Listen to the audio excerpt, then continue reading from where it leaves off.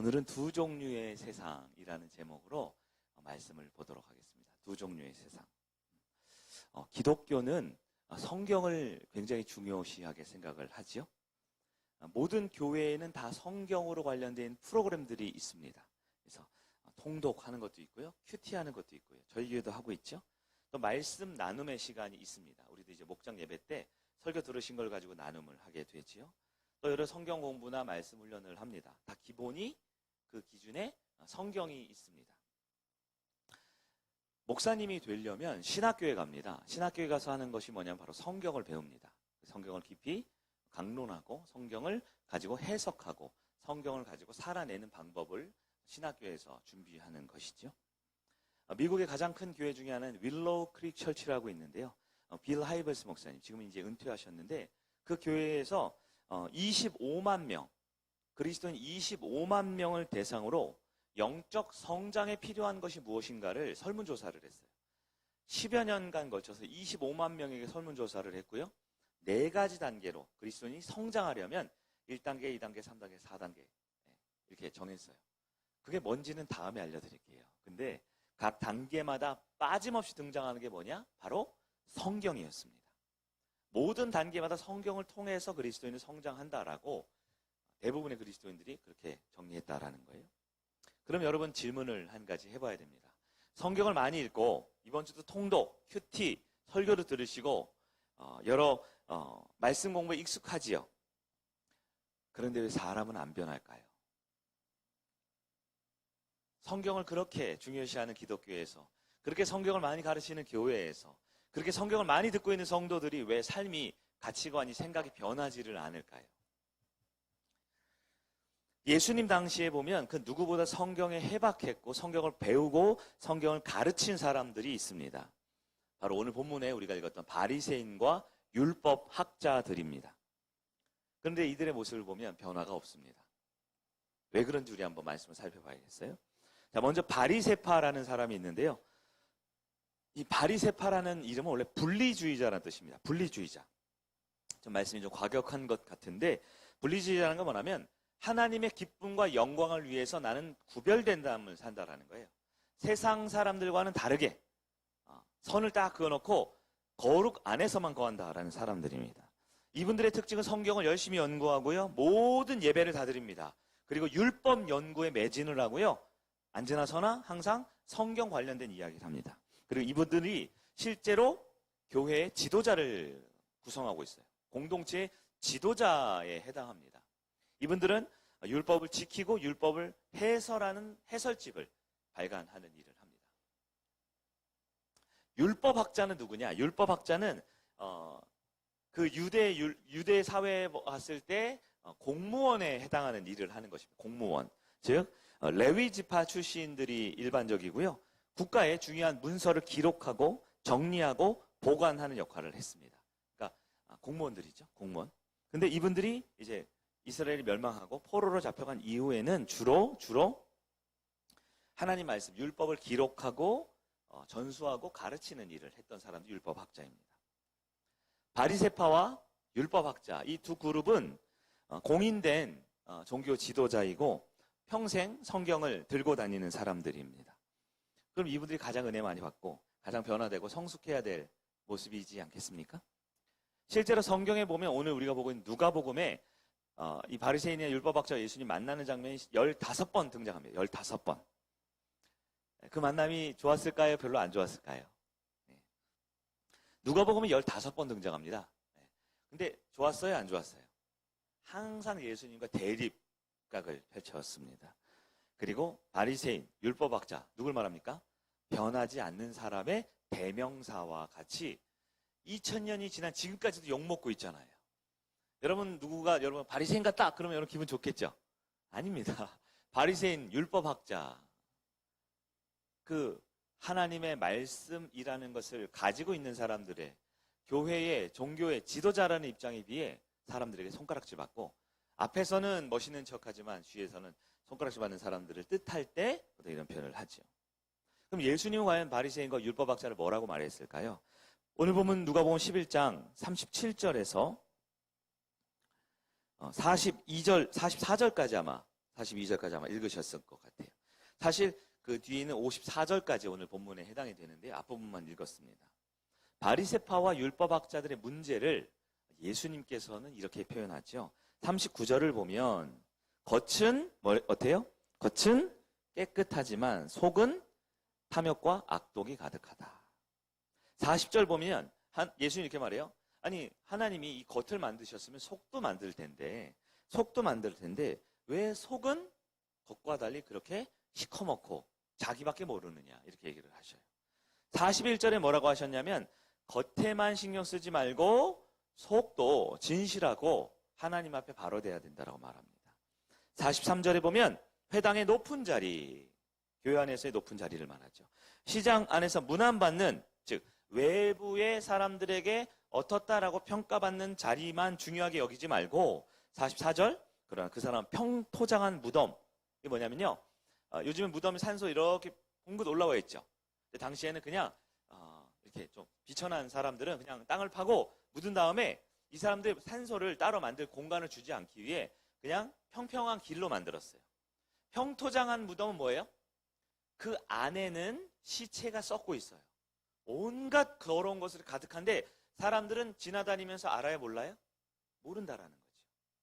그 사람의 내면과 그 사람의 겉이 이렇게 다른데 바리새인과 서기관과 율법학자는 그걸 모르고 있다라는 걸 말하죠.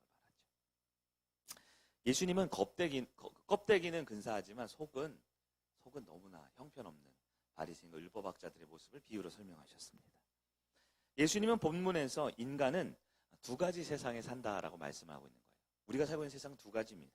첫 번째, 겉으로 드러나는 세계가 있죠. 타인에게 보여지는 영역입니다. 타인에게 보여지는, 눈에 볼 수 있는 실제 영역이죠. 한편 두 번째는요, 속 안에 드러나지 않는 진짜 나의 모습이에요. 그 아시다시피 속 안에 있는 게 드러나지 않는 게 아니죠. 다 드러납니다. 그 사람의 속내가, 그 사람의 가치관과 그 사람이 생각하고 있는 신앙관이 다 드러나게 돼 있어요. 바리새파와 율법학자 겉보기에는 의인이지만 속으로는 하나님과 관계없는 것들이 가득하다라고 말합니다. 여러분, 우리의 속은 과연 어떠합니까? 우리의 예배 자리에 나오고 기독교인으로서 이 자리에 나온 우리의 겉과 속은 어떨까요? 완벽히 일치하는 분은 물론 별로 없겠죠. 저를 비롯한 우리 모두는 겉과 속이 좀 다를 거예요. 그러나 겉과 속이 너무 다르면요, 그 다름도 특히 겉은 남들 보기에는 멋지고 훌륭하고 젠틀해 보이지만 그 속은 악독과 탐욕으로 가득하다면요, 그렇다면 우리는 예수님의 책망을 피할 수 없을 것입니다. 본문에 악독과 탐욕이라고 그랬어요. 탐욕이 무엇입니까? 탐욕은 단지 배가 고프기 때문에 맛있는 걸 먹고 싶은 것, 이건 탐욕이라고 안 합니다. 몹시 춥기 때문에 따뜻한 옷을 입고 싶은 거, 이거 탐욕은 아니죠. 걸어 다닐 차가 없어서 차량을 구해서 차를 타고 다니는 거, 이건 탐욕이 아닙니다. 탐욕이 무엇입니까?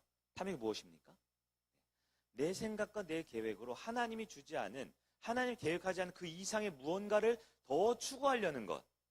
심지어 그것이요, 나를 위한 것이 아니라 우리를 위한 거예요. 모두를 위한 거예요 라고 말하지만 결국 내 계획과 내 생각으로 다른 사람 앞에 더 나의 의로움을 드러내고 싶은, 그것이 바로 탐욕이라는 거예요. 악독은 무엇입니까? 악독은 계획적으로 행해지는 악입니다. 의도적으로 계획해서 다른 사람을 소위 말해서 뒤통수 치는 것이죠. 마태복음 23장 25절에는 이 악독이란 똑같은 헬라어 표현을 방탕이라고 표현합니다. 방탕은 뭔가요? 방탕은 허랑방탕. 저기 뉴스에 나오는 무슨 마약을 하거나 알코올 중독이 돼서 무슨 클럽 이런 데 다니는 것만 방탕이냐? 물론 그런 것도 방탕일 수 있죠. 아니요. 얼마든지 바리새인과 율법학자와 목사에게도 방탕이 있을 수 있어요. 종교인에게도 방탕이 있을 수 있습니다. 방탕이 무엇입니까? 이 내면을 숨기고 이 겉으로는 아닌 척하면서 실제 삶에서 내 마음대로, 내가 원하는 대로, 내가 생각한 이상과 계획대로 사람을, 상황을 조종하는 것이 방탕이지요. 바리새인과 율법학자들은 성경의 대가들입니다. 종교적 대가들입니다. 이분들은 늘 예배드리고 경건하게 힘썼습니다. 그러나 그의 속은 진실하지 않았던 것이죠. 바리새파인들에게, 바리새파형 성도들, 사람들, 우리에게도 무시할 수 없는 그런 무서운 경고일 수 있는데요. 바리새파형 사람들에게 필요한 것은 무엇일까요? 더 성경을 배우고 더 지식을 쌓는 것이 필요한 게 아닙니다. 우리 성익교회에서도 예배가 참 많습니다. 말씀이 많습니다. 성경 공부도 하고 금요일마다 요즘엔 또 세미나 같은 것도 진행하고요. 주중에도 매일 말씀이 있죠. 근데 사실 성경 지식, 즉 복음은 분명한 하나님의 진리지만 복음만으로는 안 돼요. 왜요? 복음이 담겨질 그릇이 있어야 되거든요. 내면에 그릇이 있어야 됩니다. 그 내면이 성찰하고 변화가 필요한 것입니다. 저는 이런 책을 하나 읽었어요. 세상의 진실과 자기만의 해석. 네. 여러분도 혹시 관심 있으시면 보지 마세요. 너무 지루하고 길어요. 세상의 진실과 자기만의 해석. 네. 딱 봐도 어려운 철학책 같죠? 세상에 진실이 있습니다. 진실이라는 것은 어떤 놀라운 진리 이런 걸 말하는 게 아니고 진짜예요. 그냥 진실이 있어요. 그러나 이 진실을 해석하는 나의 이 관점이 있어요. 이 두 가지의 세상이 있다라는 겁니다. 그러면 우리가 내면을 아까 성찰해야 된다고 그랬잖아요. 진리는 우리에게 주어졌어요. 말씀은 주어지고 하나님은 선포됐지만 우리가 그것을 어떻게 내면을 가지고 바리새인처럼 겉모습만 꾸미는 게 아니라 속사람을 변화시키느냐. 내면의 성찰을 위해서는 우리 지난 시간, 지지난주 시간에 말씀을 들었던 거예요. 두 가지가 필요하죠. 자신에게 직면해야 됩니다. 자신의 내면에 직면하고 두 번째, 예수님의 복음을, 은혜의 복음을 받아들여야 돼요. 수용해야 돼요. 내면에 직면하면 우리는 죄인임을 깨닫습니다. 그러면 복음이 올 때 그게 받아들여지는 거예요. 자신에게 직면하지 않으면, 내면에 직면하지 않으면 바리새인과 율법학자들처럼 진리가 눈앞에 있어도 자신에게 직면하거나 성찰을 하지 않으면 진리가 와도 그냥 튕겨서 나가는 거죠. 네 가지 마음밭에 대한 비유처럼, 길가밭처럼, 돌짝밭처럼, 가시밭처럼. 그러면 자신에게 직면한다라는 거 조금 더 깊게 한번 볼게요. 지난주 지지난 설교를 듣고 제가 질문을 좀 받았거든요. 목사님 말씀 참 좋은 것 같은데 그게 무슨 얘기인가요? 그래서 제가 좀 설명을 하려고 해요. 자신의 삶에 직면한다는 게 뭐냐? 그건 자기를 거울 앞에 서는 것처럼 자신의 영혼을 비추어 본다라는 것입니다. 자신의 영혼을 비춰보는 거예요. 근데 그게 잘 돼요? 안 돼요? 그게 잘 안 되는 거예요. 마음은 원이로되 육신이 연약하다라는 말을 이렇게 하는 거죠. 여러분 신호등, 운전하시는 분 신호등 있죠. 신호등. 차를 타고 보면 신호등이 딱 있습니다. 그러면 빨간색, 초록색, 주황색 이렇게 세 가지를 일단 설명을 드릴게요. 세 가지가 있죠. 그래서 빨간색, 초록색, 주황색. 빨간색이 딱 불이 들어오면 어떻게 돼요? 잘하시네요. 멈춰야 되죠. 물론 차가 안 하시는 분들은 이제 횡단보도로 생각해 보세요. 빨간불이 들어오면 어떻게 돼요? 멈추죠. 초록불, 파란불이 들어오면요? 가야 되겠죠. 쭉 가야 되겠죠. 근데 이게 중요합니다. 주황색불 있죠. 주황색불, 노란불이 들어오면 어떻게 됩니까? 운전면허를 다시 시험 보셔야겠네. 노란불이 들어올 땐 판단을 해야 됩니다. 맞죠? 멀리서 노란불이 들어오면 멈춰야 되고요. 제가 노란불 바로 밑이에요. 이렇게 횡단보도 지나 사거리를 지나가고 있는데 노란불이 들어오면 어떻게 돼요? 멈추면 큰일 납니다, 그때. 맞죠? 뭐라고 돼 있어요? 운전면허 시험 보셨잖아요. 신속하게 지나간다라고 써 있어요. 이게 안 되시는구나. 다시요. 이거 운전면허 알려드린 겁니다. 빨간불이 들어올 때는 묻지도 따지지 말고 멈춰야 되죠. 초록불이 들어올 때는요, 지나가야 되죠. 노란불이 들어올 때는요, 판단을 해야 됩니다. 판단. 멀리 있으면 멈춰야 되고, 내가 내 머리 위로 이렇게 노란불이 딱 지나가는데, 노란불 멈춰야 돼. 낑 멈추면 어떻게 돼? 사고 나죠, 바로. 옆에 오는 차가 옆구리를 칠 거 아닙니까? 이게 지금 할 얘기가 이게 아닌데, 지금. 네. 내면을 들여다볼 때도 세 가지 성찰 영역이 있어요. 첫째, 내가 도저히 할 수 없는 영역이 있어요. 안 되는 게 있습니다. 나라는 사람은 안 돼요, 이게. 안 되는 영역이 있어요. 두 번째, 내가 분명 잘못한 영역이 있어요. 잘못했어요. 잘못했습니다. 세 번째, 한다고는 하는데, 할 수 있을 것 같은데, 부족한 영역이 있습니다. 이 세 가지가 있다라는 거예요. 부족한 영역.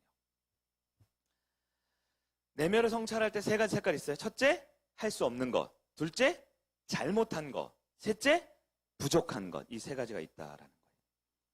여러분 다시 운전 얘기해 볼게요. 운전하는데 신호등이 있는데요. 근데 만약에 신호등에 내가 정상적으로 운전할 수 있어서 빨간불이면 멈추고 파란불이면 가고 노란불이면 판단을 잘해서 운전을 하면 아무 사고가 없는데, 만약에 좀 불편한 예지만 제가 안경을 안 쓰고 있어요. 혹은 갑자기 시력이 나빠졌어요. 몰라요. 뭐 바울처럼 담에서 가다 빛이 나가지고 눈이 안 보일 수도 있어요.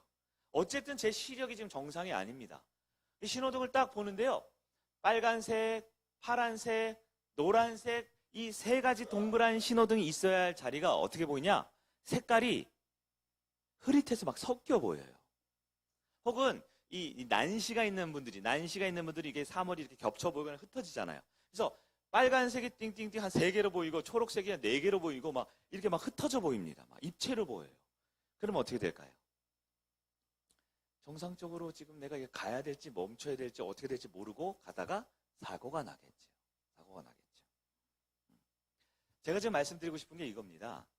세상에 실체가 있고요. 그 실체를 바라보는 나의 해석이라는 게 있어요. 해석. 여러분, 실체가 실체인가요? 나의 해석이 실체인가요? 질문이 좀 이상하죠? 네. 여기 앞에 나무가 있습니다. 나무. 여기 나무가 있죠? 이 나무는 진짜 나무입니다. 조화가 아니에요. 지금 2년째 잘 자라고 있어요. 용인에 있는 제 친구 목사님 교회 무슨 잔치가 있어서 했는데 제가 보고 예쁘다 하니까 가져가라 해서 가져왔어요. 제가. 요 2개를. 근데 이게 안 죽네요. 역시 목사님이 주신 거라 영역이 있는지 자, 건강하게 있어요. 나무가 있는데요. 내가 지금 눈이 나빠요. 저 맨 뒤에 있는 우리 이성원 집사님, 죄송한데 눈이 많이 나빠서 안 보여요. 이렇게 보니까 이게 초록색으로 이렇게 보이니까 우리 어제 우리 한지수 성도님이랑 박미 성도님이 초록색 티셔츠를 입고 오셨더라고요. 그래서 이 나무를 보고 어휴 저기 한지수 성도님이 강단 위에 있네 라고 생각할 수 있죠? 내 눈이 잘못돼서요. 그러면 이 나무는 나무인가요? 한지수 성도님인가요? 갑자기 눈이 번쩍 뜨시네. 실체가 있고 나의 해석이 있는데요. 신호등을 제대로 볼 수 있는 해석이 되면 나의 삶과 실체가 일치합니다. 그럼 아무 문제가 없지요. 근데 내가 보는 시각이 해석이 잘못되면 어떻게 돼요? 사고가 나거나 실수를 하거나 이 나무를 보고 안녕하세요 인사를 하는 약간 조금 이렇게 정신 나간 사람처럼 취급받을 수가 있는 거죠. 드리고 싶은 말씀이 이겁니다. 우리는 내가 살아가는 세상이 2가지가 있다는 걸 이해할 수 있어야 돼요. 하나님이 만드시고 세상의 질서 가운데 돌아가는 이 세상과 그것을 보는 나의 시각. 어쩌면 이것이 나의 내면을 구성하고 있는 내적 구성입니다. 우리 모두는 불완전한 인생입니다. 그래서 아마 시력이 1.0인 사람과 1.5인 사람과 2.0인 사람과 몽골 사람처럼 4.0인 사람들이 신호등을 볼 때 조금은 차이가 있을 수 있어요. 빨간불이 더 선명할 수도 있고 조금 흐릿할 수도 있고 아니면 약간 이렇게 번져 보일 수는 있어요. 그러나 그 정도까지는 운전이 가능하죠. 근데 눈이 많이 나쁘면요. 제가 너무 졸려서 이거 제대로 볼 수 없으면요. 빨간불이지 파란불이지 구별을 못하면요. 세상은 똑같지만 실제는 똑같지만 나의 해석에 따라 내 삶은 불행해질 수도 있고 내 삶을 거짓으로 속일 수도 있다라는 겁니다. 우리 내면의 신호등을 좀 정리하는 것. 이걸 다른 말로 표현하면 내면을 성찰하고 나에게 주어진 진리로 내가 살아내기 위해서는 반드시 내 눈앞에 신호등이 있어. 내 눈앞에 좋은 나무가 있어. 내 눈앞에 예배가 있고 목회자가 있고 설교가 있고 교회가 있고 예수님이 있고 진리가 있어가 아니라 그 진짜가 나의 내면에 들어오고 이것이 내적으로 성찰, 내적으로 적용이 돼야만 변하는 그리스도인, 새로운 그리스도인이 된다라는 것을 예수님께서 말하고 있다라는 것입니다. 신호등에도 빨간, 초록, 노랑이 있다 그랬습니다. 우리 내면의 성찰도 3가지가 있다 그랬어요. 내가 도저히 어쩔 수 없이 할 수 없는 일이 있어요. 그리고 내가 분명 잘못한 일이 있습니다. 그리고 내가 부족하고 바꿔야 될 부분이 있습니다. 자, 첫 번째, 어쩔 수 없는 부분이 있어요. 어떻게 해야 될까요? 이건 도저히 안 돼요. 어쩔 수 없는 부분. 어떻게 됩니까? 이것은 받아들여야 됩니다. 수용해야 됩니다. 이건 어쩔 수 없기 때문에 받아들여야 됩니다. 인정해야 되고, 나는 아쉽다. 나도 원빈처럼 잘생겼으면 좋을 텐데. 근데 나는 이렇게 생겼네. 이렇게 호빵처럼 생겼네. 어쩔 수 없지. 받아들일 수 있어야 돼요. 근데 이걸 받아들이지 못하는 사람은 뭐냐면 내면 성찰을 못하는 거예요. 계속 안 되는 줄 알면서 왜 그랬을까? 이런 노래 있죠. 계속 노래를 부르면서 삽니다. 안타깝죠. 2번째, 잘못한 부분이 있어요. 이거는 내가 그냥 잘못한 거예요. 잘못한 부분 어떻게 됩니까? 회개해야 됩니다. 돌이켜야 합니다. 그렇죠? 중학교 1학년 도덕 시간 같죠? 잘못했으면 돌이켜야 되죠. 근데 잘못했는데 자꾸 변명을 해요. 그럴 의도가 아니었다라고 변명을 합니다. 합리화를 시켜요.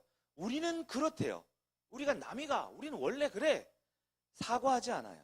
변명하고 핑계대고 이유대면서 바꾸지를 않습니다. 그러면 성찰을 안 하고 있는 겁니다. 마지막 세 번째, 한다고 했어요. 안 한 게 아니에요. 우린 나쁜 사람들 아니잖아요. 한다고 했는데 부족한 부분이 있죠. 부족한 부분은 어떻게 될까요? 성장해야 됩니다. 성장해야 됩니다. 내가 이를 잘 닦고 싶었어요. 이를 잘 닦고 싶어서 엄마 말씀 닦았는데 이를 닦고 자자 이 엄마 안녕 이랬는데 고춧가루가 끼어 있어요. 그럼 어떻게 돼요? 회개해야 돼요? 그럼 회개할 건 아니에요. 그럼 어떻게 해요? 포기해야 돼요? 아니죠.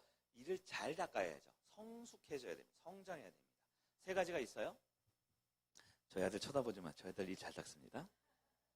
첫 번째는 수용할 줄 알아야 되고요. 두 번째는 회개할 줄 알아야 되고, 세 번째 성장할 줄 알아야 됩니다. 이 세 가지가 내면 성찰의 3요소라고 그러더라고요. 근데 제가 고민해봤어요. 우리는 받아들여야지. 근데 안 받아들여줘요. 우린 돌이켜야지. 잘 안 바뀌어줘요. 우린 성장해야지. 마음은 어리로되 육신이 연약하다 그래요. 왜 그럴까요? 진리가 없어서요? 말씀이 없어서요? 아닙니다. 기도하지 않아서 그렇습니다. 기도라는 것은 내면을 성찰하는, 즉 도저히 감당할 수 없는 것을 받아들이기 위해서는 기도가 필요하더라고요. 내가 명백히 잘못했다는 걸 깨닫고 그걸 바꾸기 위한 회개는 기도해야 되더라고요. 내가 이거 부족한 부분을 이걸 성장시키고 더 나아가기 위해서는 기도해야 되더라고요. 여러분, 내 인생에 바꿀 수 없는 영역이 있습니까? 있어요? 네, 기질 이런 게 있더라고요. 기질. 여러분 기질 있죠? 기질. 성격이 급한 사람이 있어요. 급한 사람들. 엄청 급해요. 바꾸려고 느긋하려고 해요. 느긋해요. 그래서 어떻게 빨리빨리 느긋해. 그러죠. 느긋한 것도 빨리빨리 하라 그래요. 왜 지금까지도 안 느긋해? 너 5살이나 됐잖아. 빨리 느긋해져. 기질은 잘 안 바뀌는 것 같아요. 제가 보니까 우리 그때 피플 퍼즐 세미나 했잖아요.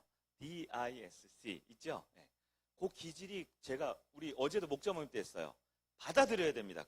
그건 비난하고 정죄하고 판단하는 게 아니라 저분의 기질은 저렇구나. 어떻게 돼요? 받아들여야 돼요. 저도 받아들여야 돼요. 어렵더라고요.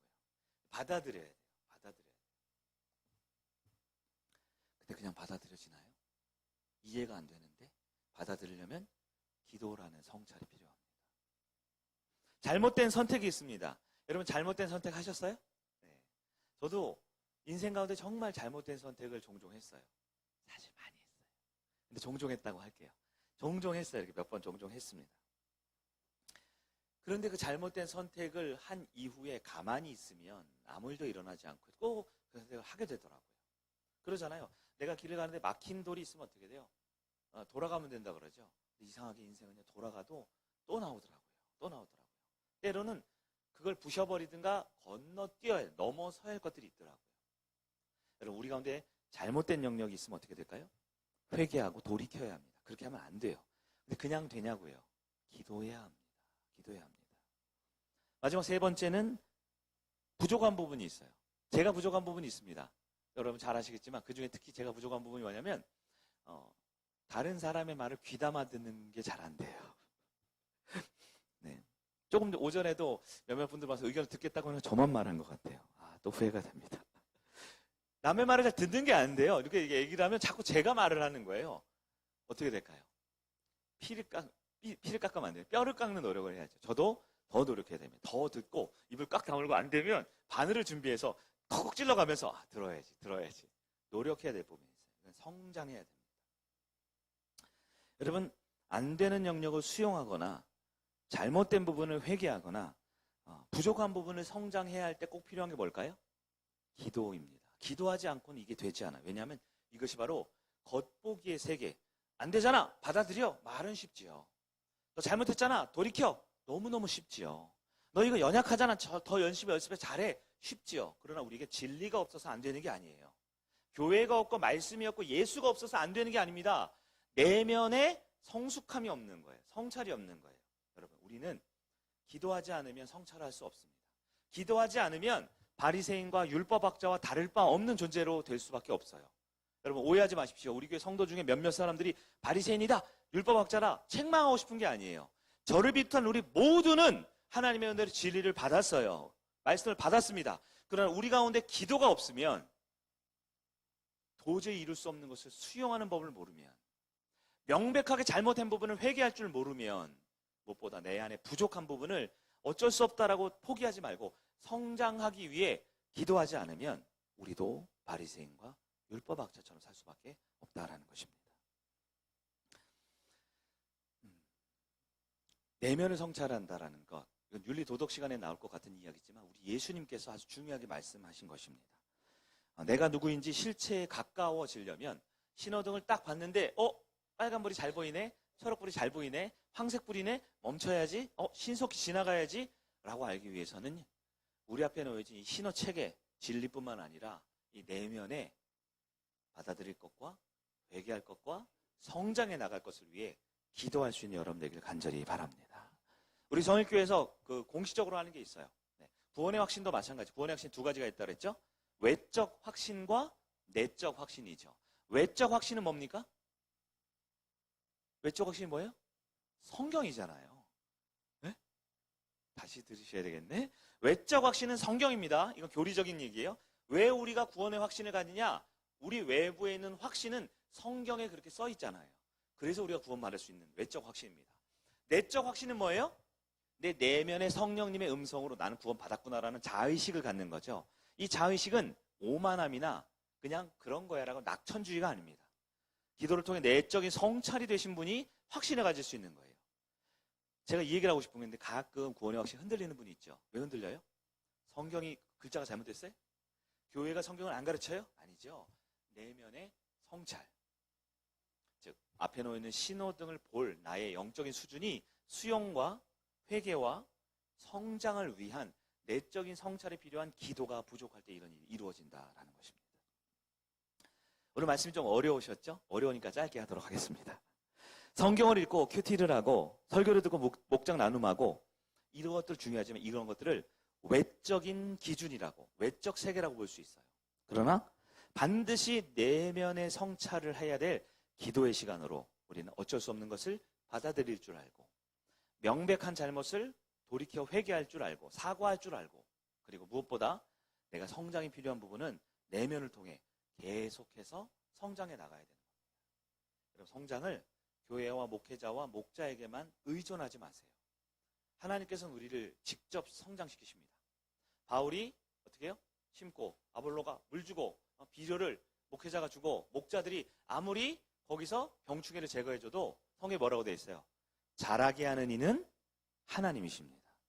우리를 성장시키고 우리를 변화시키고 우리를 구원시키시는 건 하나님이십니다.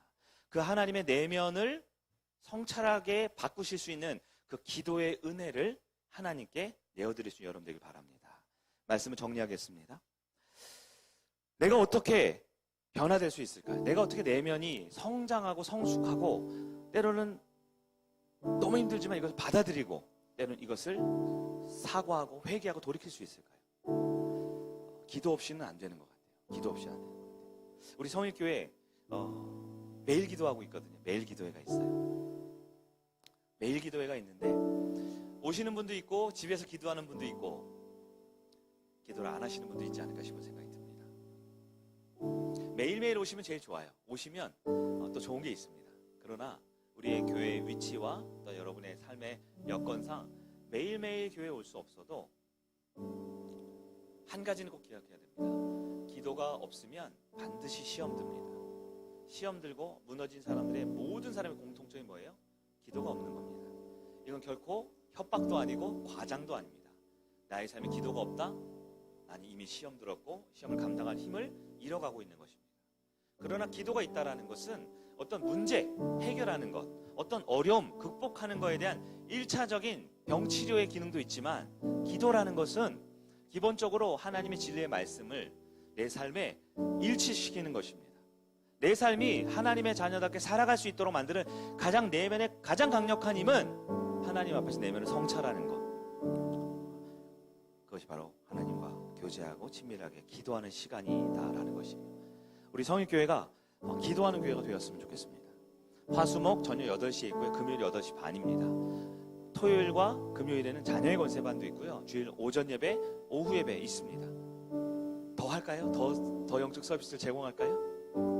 우리에게 주어진 예배와 기도회를 무시하면서 소홀히 하면서 나의 내면이 시험 들고 나의 내면이 어렵다라고 그렇게 하는 건요, 전혀 내면을 돌아볼 마음이 없는 거예요. 그럼 매일매일 예배가 있고요, 금토주일은 매일 2번, 3번씩 모임과 예배가 있습니다. 여러분이 소중한 시간 하나님 앞에 내면을 성찰할 수 있는 시간 드릴 수 있어야 돼요. 우리는 완전하지 않습니다. 우리는 결코 완성된 존재가 아닙니다. 우리는 우리 앞에 놓여진 진리가 내 내면을 변화시키기 위해서 하나님의 은혜, 기도하는 시간이 필요합니다. 그래서 주님이 말씀하시면 우리는 나가고, 주님이 말씀이 없으면 멈춰 서야 되는 거예요. 이건 성경 얘기가 아니고요, 기도에 대한 이야기입니다. 이제 우리 함께 자리에 일어나셔서 이 찬양을 통해 우리 내면을 기도함으로 사랑하게 바꿔보길 간절히 바랍니다. 좋습니다. 인사할까요? 아멘, 아멘. 오늘은 두 종류의 세상이라는 제목으로 말씀을 보도록 하겠습니다. 두 종류의 세상. 기독교는 성경을 굉장히 중요시하게 생각을 하지요. 모든 교회에는 다 성경으로 관련된 프로그램들이 있습니다.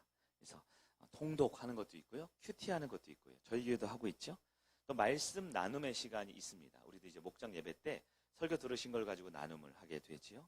또 여러 성경 공부나 말씀 훈련을 합니다. 다 기본이 그 기준에 성경이 있습니다. 목사님이 되려면 신학교에 갑니다. 신학교에 가서 하는 것이 뭐냐면 바로 성경을 배웁니다. 성경을 깊이 강론하고 성경을 가지고 해석하고 성경을 가지고 살아내는 방법을 신학교에서 준비하는 것이죠.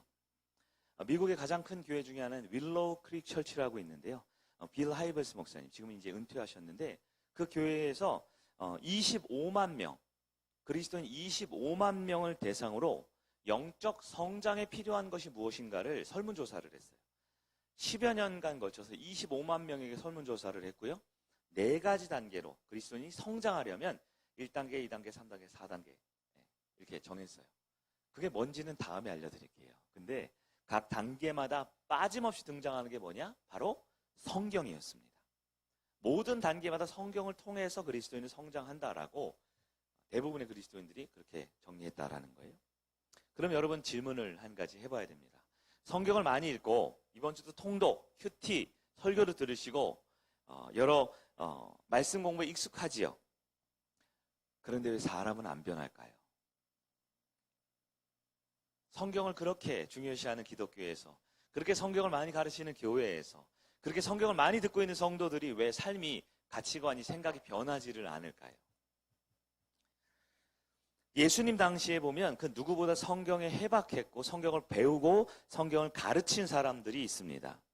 바로 오늘 본문에 우리가 읽었던 바리새인과 율법 학자들입니다. 그런데 이들의 모습을 보면 변화가 없습니다. 왜 그런지 우리 한번 말씀을 살펴봐야겠어요. 자, 먼저 바리새파라는 사람이 있는데요. 이 바리새파라는 이름은 원래 분리주의자라는 뜻입니다. 분리주의자. 좀 말씀이 좀 과격한 것 같은데, 분리주의자라는 건 뭐냐면 하나님의 기쁨과 영광을 위해서 나는 구별된 삶을 산다라는 거예요. 세상 사람들과는 다르게 선을 딱 그어놓고 거룩 안에서만 거한다라는 사람들입니다. 이분들의 특징은 성경을 열심히 연구하고요, 모든 예배를 다 드립니다. 그리고 율법 연구에 매진을 하고요, 언제나 서나 항상 성경 관련된 이야기를 합니다. 그리고 이분들이 실제로 교회의 지도자를 구성하고 있어요. 공동체의 지도자에 해당합니다. 이분들은 율법을 지키고 율법을 해설하는 해설집을 발간하는 일을 합니다. 율법학자는 누구냐? 율법학자는 그 유대 사회에 봤을 때 공무원에 해당하는 일을 하는 것입니다. 공무원. 즉 레위 지파 출신들이 일반적이고요. 국가의 중요한 문서를 기록하고 정리하고 보관하는 역할을 했습니다. 그러니까 공무원들이죠. 공무원. 근데 이분들이 이제 이스라엘이 멸망하고 포로로 잡혀간 이후에는 주로 하나님 말씀, 율법을 기록하고 전수하고 가르치는 일을 했던 사람들이 율법학자입니다. 바리새파와 율법학자, 이 두 그룹은 공인된 종교 지도자이고 평생 성경을 들고 다니는 사람들입니다. 그럼 이분들이 가장 은혜 많이 받고 가장 변화되고 성숙해야 될 모습이지 않겠습니까? 실제로 성경에 보면 오늘 우리가 보고 있는 누가복음에 이 바리새인의 율법학자와 예수님 만나는 장면이 15번 등장합니다. 15번. 그 만남이 좋았을까요? 별로 안 좋았을까요? 네. 만남이 굉장히 계속 켜놓으실 거예요, 이거? 이렇게 더워요? 네, 아니죠. 추운 건 아니죠. 네. 한겨울에도 보통 안 켜는데.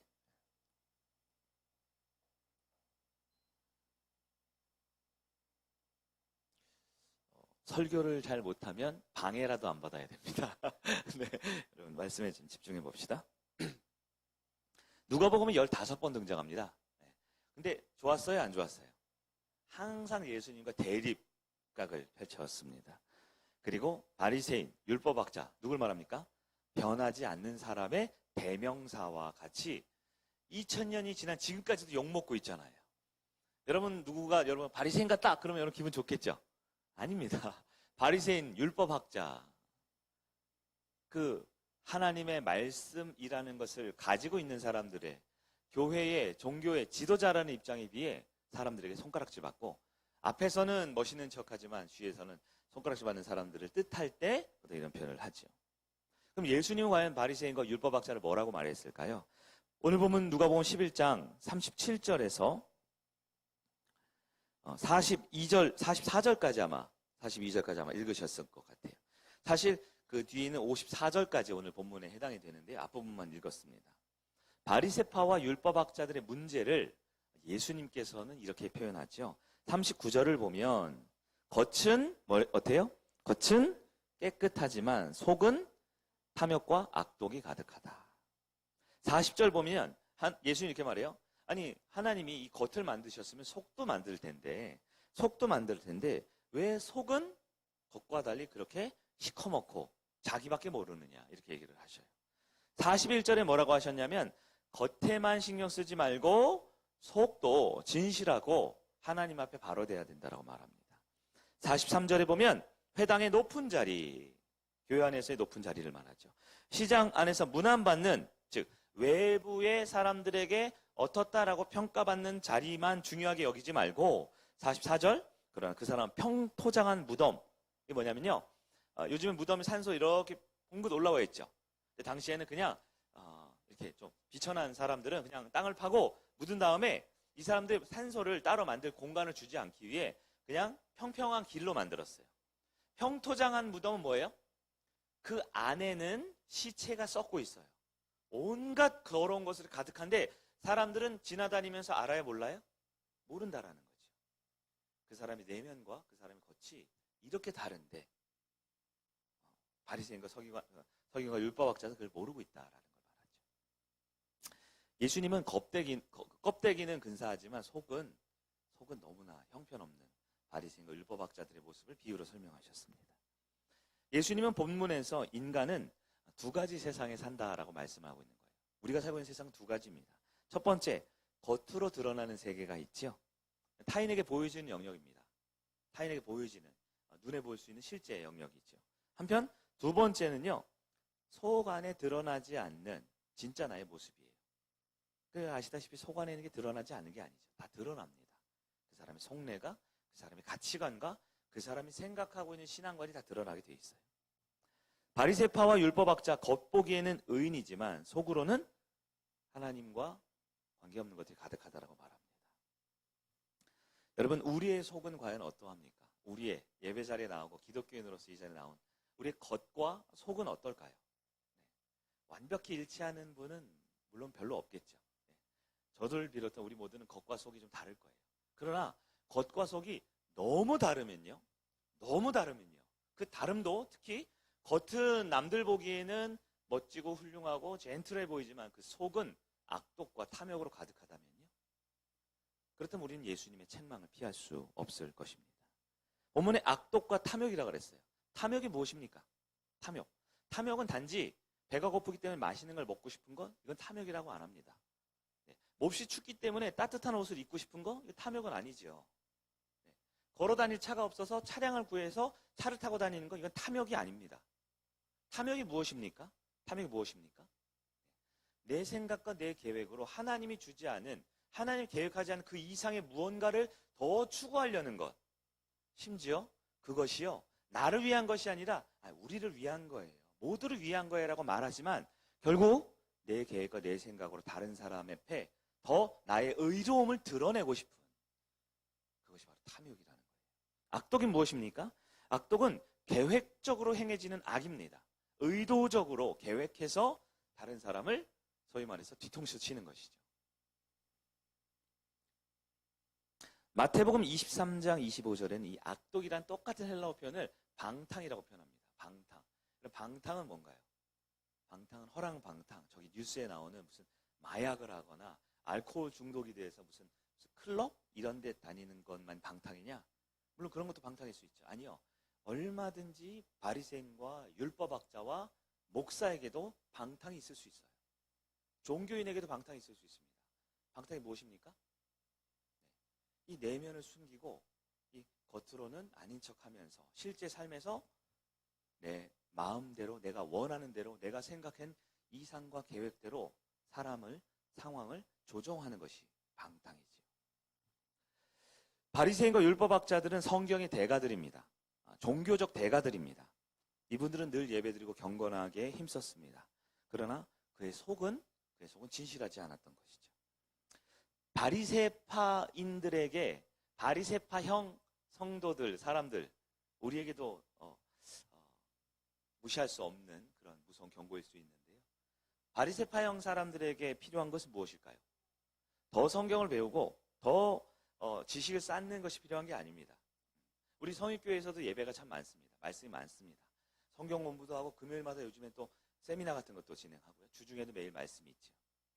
근데 사실 성경 지식, 즉 복음은 분명한 하나님의 진리지만 복음만으로는 안 돼요. 왜요? 복음이 담겨질 그릇이 있어야 되거든요. 내면에 그릇이 있어야 됩니다. 그 내면이 성찰하고 변화가 필요한 것입니다. 저는 이런 책을 하나 읽었어요. 세상의 진실과 자기만의 해석. 네. 여러분도 혹시 관심 있으시면 보지 마세요. 너무 지루하고 길어요. 세상의 진실과 자기만의 해석. 네. 딱 봐도 어려운 철학책 같죠? 세상에 진실이 있습니다. 진실이라는 것은 어떤 놀라운 진리 이런 걸 말하는 게 아니고 진짜예요. 그냥 진실이 있어요. 그러나 이 진실을 해석하는 나의 이 관점이 있어요. 이 두 가지의 세상이 있다라는 겁니다. 그러면 우리가 내면을 아까 성찰해야 된다고 그랬잖아요. 진리는 우리에게 주어졌어요. 말씀은 주어지고 하나님은 선포됐지만 우리가 그것을 어떻게 내면을 가지고 바리새인처럼 겉모습만 꾸미는 게 아니라 속사람을 변화시키느냐. 내면의 성찰을 위해서는 우리 지난주 시간에 말씀을 들었던 거예요. 두 가지가 필요하죠. 자신에게 직면해야 됩니다. 자신의 내면에 직면하고 두 번째, 예수님의 복음을, 은혜 복음을 받아들여야 돼요. 수용해야 돼요. 내면에 직면하면 우리는 죄인임을 깨닫습니다. 그러면 복음이 올 때 그게 받아들여지는 거예요. 자신에게 직면하지 않으면, 내면에 직면하지 않으면 바리새인과 율법학자들처럼 진리가 눈앞에 있어도 자신에게 직면하거나 성찰을 하지 않으면 진리가 와도 그냥 튕겨서 나가는 거죠. 네 가지 마음밭에 대한 비유처럼, 길가밭처럼, 돌짝밭처럼, 가시밭처럼. 그러면 자신에게 직면한다라는 거 조금 더 깊게 한번 볼게요. 지난주 지지난 설교를 듣고 제가 질문을 좀 받았거든요. 목사님 말씀 참 좋은 것 같은데 그게 무슨 얘기인가요? 그래서 제가 좀 설명을 하려고 그래요. 자신의 삶에 직면한다는 게 뭐냐? 그건 자기를 거울 앞에 서는 것처럼 자신의 영혼을 비추어 본다라는 것답니다. 자신의 영혼을 비춰보는 거예요. 근데 그게 잘 돼요? 안 돼요? 그게 잘 안 되는 거예요. 마음은 원이로 돼 육신이 연약하다라는 말을 이렇게 하는 거죠. 여러분 신호등, 운전하시는 분 신호등이 있죠. 신호등. 잘 타고 보면 신호등이 딱 있습니다. 그러면 빨간색, 초록색, 주황색 이렇게 세 가지를 일단 설명을 드릴게요. 세 가지가 있죠. 그래서 빨간색, 초록색, 주황색. 빨간색이 딱 불이 들어오면 어떻게 해야 돼요? 잘하시네요. 멈춰야 되죠. 물론 차가 안 하시는 분들은 이제 횡단보도로 생각해 보세요. 빨간불이 들어오면 어떻게 돼요? 멈추죠. 초록불, 파란불이 들어오면요? 가야 되겠죠. 쭉 가야 되겠죠. 근데 이게 중요합니다. 주황색 불 있죠. 주황색 불, 노란불이 들어오면 어떻게 됩니까? 운전면허를 다시 시험 보셔야겠네. 노란불이 들어올 땐 판단을 해야 됩니다. 맞죠? 멀리서 노란불이 들어오면 멈춰야 되고요. 제가 노란불 바로 밑이에요. 이렇게 횡단보도나 사거리를 지나가고 있는데 노란불이 들어오면 어떻게 돼요? 멈추면 큰일 납니다, 그때. 맞죠? 뭐라고 돼 있어요? 운전면허 시험 보셨잖아요. 신속하게 지나간다라고 써 있어요. 이게 안 되시는구나. 다시요. 네, 이거 운전면허 알려드리는 겁니다. 빨간불이 들어올 때는 묻지도 따지지 말고 멈춰야 되죠. 초록불이 들어올 때는요, 지나가야 되죠. 노란불이 들어올 때는요, 판단을 해야 됩니다. 판단. 멀리 있으면 멈춰야 되고, 내가 내 머리 위로 이렇게 노란불이 딱 지나가는데, 노란불 멈춰야 돼. 낑 멈추면 어떻게 돼? 사고 나죠, 바로. 옆에 오는 차가 옆구리를 칠 거 아닙니까? 이게 지금 할 얘기가 이게 아닌데, 지금. 네. 내면을 들여다볼 때도 세 가지 형찰 영역이 있어요. 첫째, 내가 도저히 할 수 없는 영역이 있어요. 안 되는 게 있습니다. 나라는 사람은 안 돼요, 이게. 안 되는 영역이 있어요. 두 번째, 내가 분명 잘못한 영역이 있어요. 잘못했어요. 잘못했습니다. 세 번째, 한다고는 하는데, 할 수 있을 것 같은데, 부족한 영역이 있습니다. 이 세 가지가 있다라는 거예요. 부족한 영역. 내면을 성찰할 때 세 가지 색깔이 있어요. 첫째, 할 수 없는 것. 둘째, 잘못한 것. 셋째, 부족한 것. 이 세 가지가 있다라는 거예요. 여러분 다시 운전 얘기해 볼게요. 운전하는데 신호등이 있는데요. 근데 만약에 신호등에 내가 정상적으로 운전할 수 있어서 빨간불이면 멈추고 파란불이면 가고 노란불이면 판단을 잘해서 운전을 하면 아무 사고가 없는데 만약에 좀 불편한 예지만 제가 안경을 안 쓰고 있어요. 혹은 갑자기 시력이 나빠졌어요. 몰라요. 뭐 바울처럼 담에서 가다 빛이 나가지고 눈이 안 보일 수도 있어요. 어쨌든 제 시력이 지금 정상이 아닙니다. 이 신호등을 딱 보는데요. 빨간색, 파란색, 노란색 이 세 가지 동그란 신호등이 있어야 할 자리가 어떻게 보이냐? 색깔이 흐릿해서 막 섞여 보여요. 혹은 이 난시가 있는 분들이 이게 사물이 이렇게 겹쳐 보이거나 흩어지잖아요. 그래서 빨간색이 띵띵띵 한 3개로 보이고 초록색이 한 4개로 보이고 막 이렇게 막 흩어져 보입니다. 막 입체로 보여요. 그러면 어떻게 될까요? 정상적으로 지금 내가 가야 될지 멈춰야 될지 어떻게 될지 모르고 가다가 사고가 나겠죠. 사고가 나겠죠. 제가 지금 말씀드리고 싶은 게 이겁니다. 세상에 실체가 있고요. 그 실체를 바라보는 나의 해석이라는 게 있어요. 해석. 여러분 실체가 실체인가요? 나의 해석이 실체인가요? 질문이 좀 이상하죠? 네. 여기 앞에 나무가 있습니다. 나무. 여기 나무가 있죠? 이 나무는 진짜 나무입니다. 조화가 아니에요. 지금 2년째 잘 자라고 있어요. 용인에 있는 제 친구 목사님 교회 무슨 잔치가 있어서 했는데 제가 보고 예쁘다 하니까 가져가라 해서 가져왔어요. 제가. 요 2개를. 근데 이게 안 죽네요. 역시 목사님이 주신 거라 영역이 있는지 건강하게 있어요. 나무가 있는데요. 내가 지금 눈이 나빠요. 저 맨 뒤에 있는 우리 이성원 집사님 죄송한데 눈이 많이 나빠서 안 보여요. 이렇게 보니까 이게 초록색으로 이렇게 보이니까 우리 한지수 성도님이랑 박미 성도님이 초록색 티셔츠를 입고 오셨더라고요. 그래서 이 나무를 보고 저기 한지수 성도님이 강단 위에 있네 라고 생각할 수 있죠? 내 눈이 잘못돼서요. 그러면 이 나무는 나무인가요? 한지수 성도님인가요? 갑자기 눈이 번쩍 뜨시네.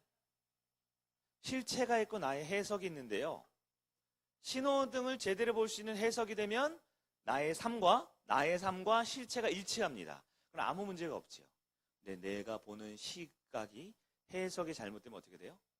사고가 나거나 실수를 하거나 이 나무를 보고 안녕하세요 인사를 하는 약간 조금 이렇게 정신 나간 사람처럼 취급받을 수가 있는 거죠. 드리고 싶은 말씀이 이겁니다. 우리는 내가 살아가는 세상이 2가지가 있다는 걸 이해할 수 있어야 돼요. 하나님이 만드시고 세상의 질서 가운데 돌아가는 이 세상과 그것을 보는 나의 시각. 어쩌면 이것이 나의 내면을 구성하고 있는 내적 구성입니다. 우리 모두는 불완전한 인생입니다. 그래서 아마 시력이 1.0인 사람과 1.5인 사람과 2.0인 사람과 몽골 사람처럼 4.0인 사람들이 신호등을 볼 때 조금은 차이가 있을 수 있어요. 빨간불이 더 선명할 수도 있고 조금 흐릿할 수도 있고 아니면 약간 이렇게 번져 보일 수는 있어요. 그러나 그 정도까지는 운전이 가능하죠. 근데 눈이 많이 나쁘면요. 제가 너무 졸려서 이거 제대로 볼 수 없으면요. 빨간불이지 파란불이지 구별을 못하면요. 세상은 똑같지만 실제는 똑같지만 나의 해석에 따라 내 삶은 불행해질 수도 있고 내 삶을 거짓으로 속일 수도 있다라는 겁니다. 우리 내면의 신호등을 좀 정리하는 것. 이걸 다른 말로 표현하면 내면을 성찰하고 나에게 주어진 진리로 내가 살아내기 위해서는 반드시 내 눈앞에 신호등이 있어.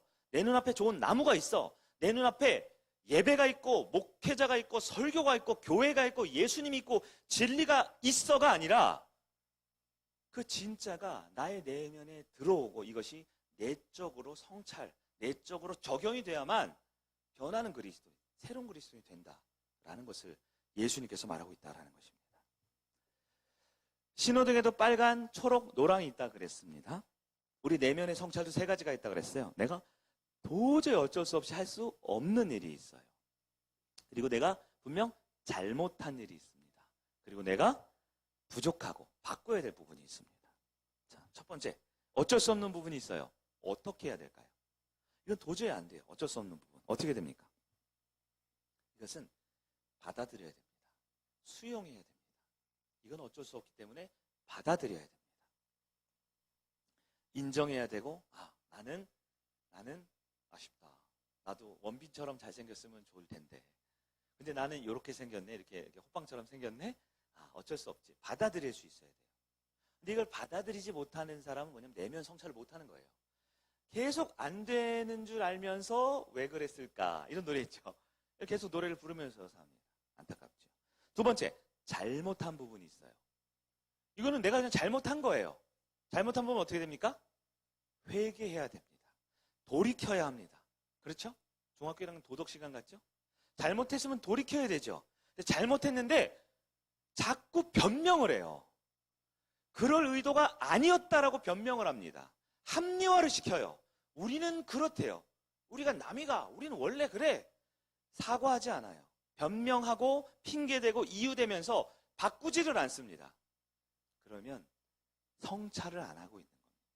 마지막 세 번째, 한다고 했어요. 안 한 게 아니에요. 우린 나쁜 사람들 아니잖아요. 한다고 했는데 부족한 부분이 있죠. 부족한 부분은 어떻게 될까요? 성장해야 됩니다. 성장해야 됩니다. 내가 이를 잘 닦고 싶었어요. 이를 잘 닦고 싶어서 엄마 말씀 닦았는데 이를 닦고 자자 이 엄마 안녕 이랬는데 고춧가루가 끼어 있어요. 그럼 어떻게 돼요? 회개해야 돼요? 그럼 회개할 건 아니에요. 그럼 어떻게 해요? 포기해야 돼요? 아니죠.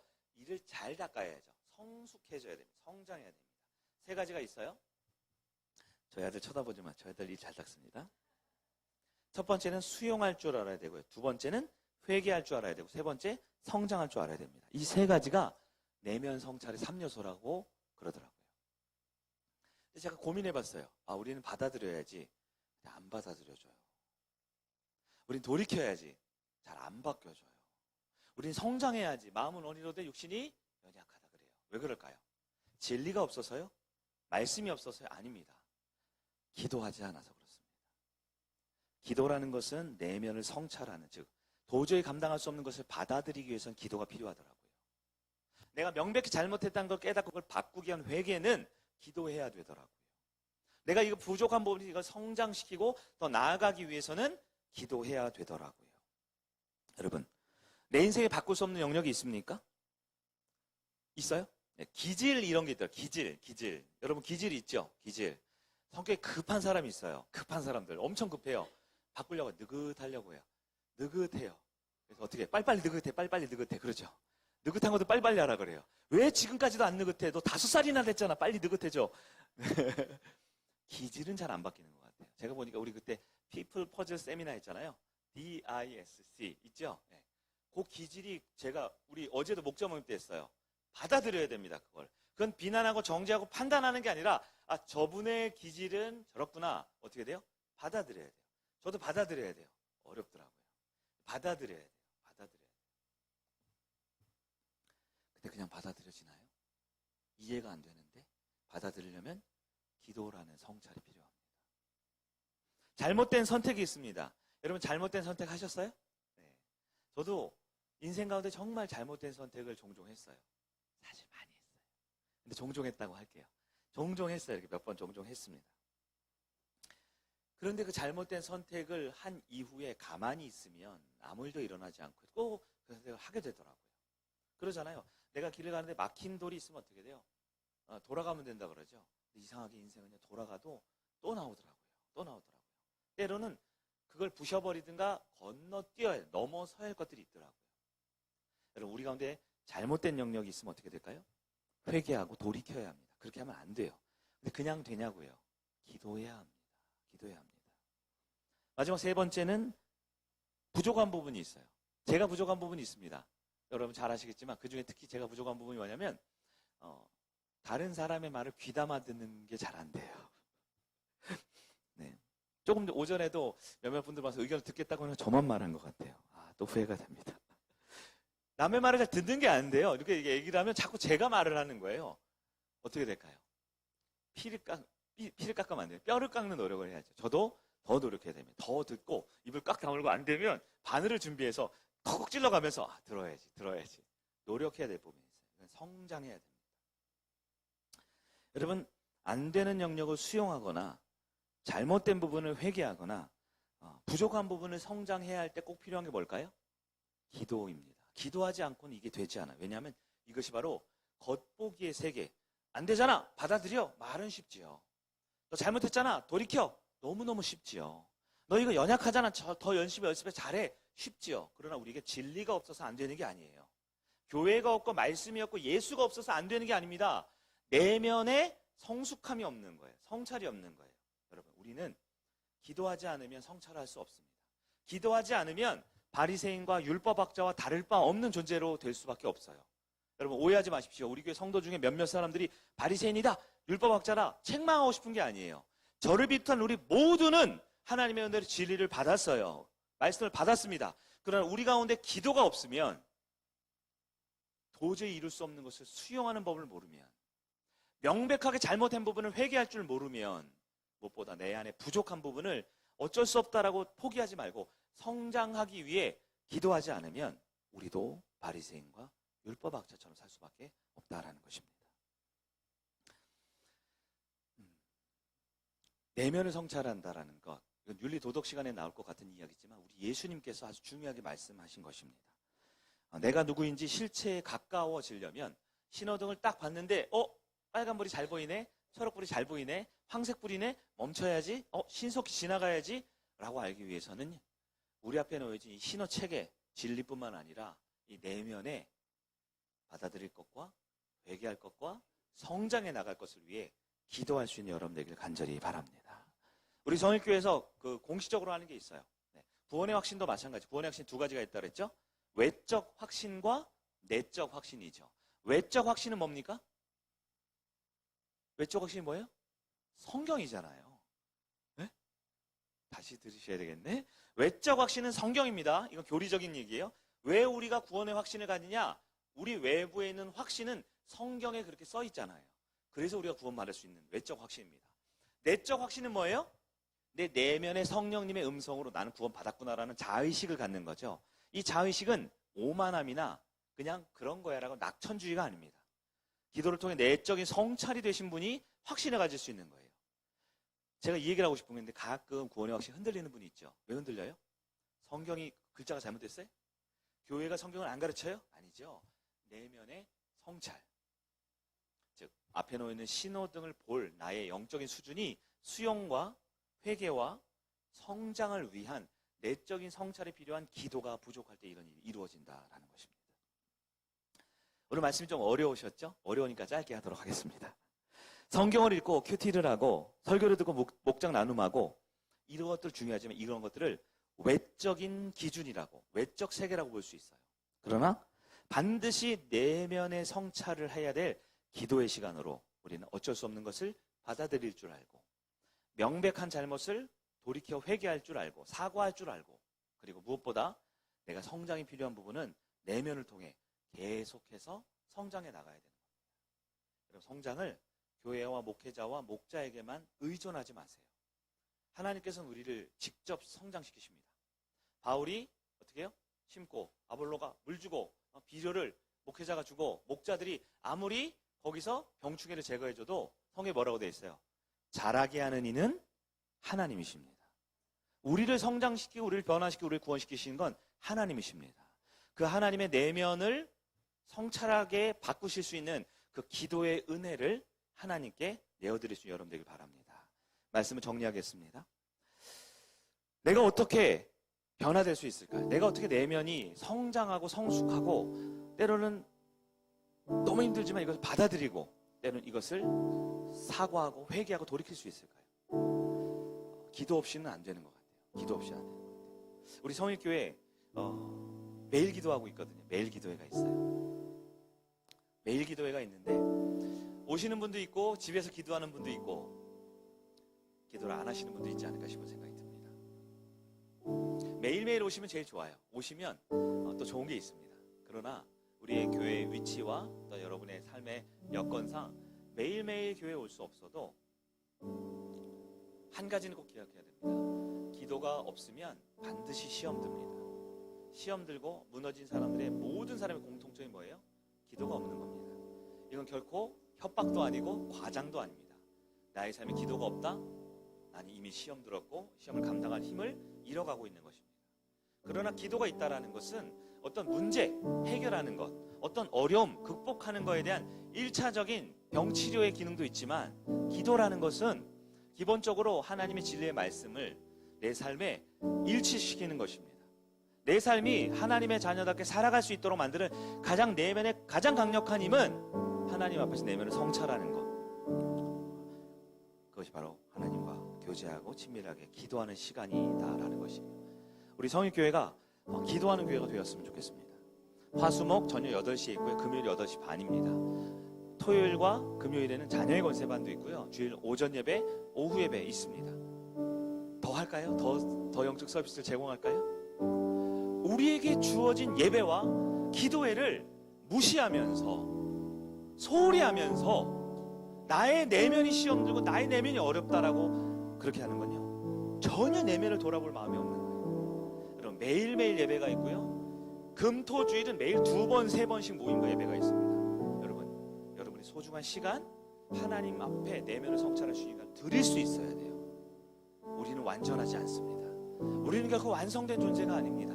우리는 우리 앞에 놓여진 진리가 내 내면을 변화시키기 위해서 하나님의 은혜, 기도하는 시간이 필요합니다. 그래서 주님이 말씀하시면 우리는 나가고 주님이 말씀이 없으면 멈춰 서야 되는 거예요. 이건 성경 얘기가 아니고요, 기도에 대한 이야기입니다. 이제 우리 함께 자리에 일어나셔서 이 찬양을 통해 우리 내면을 기도함으로 다르게 바꿔보길 간절히 바랍니다. 좋습니다. 인사할까요?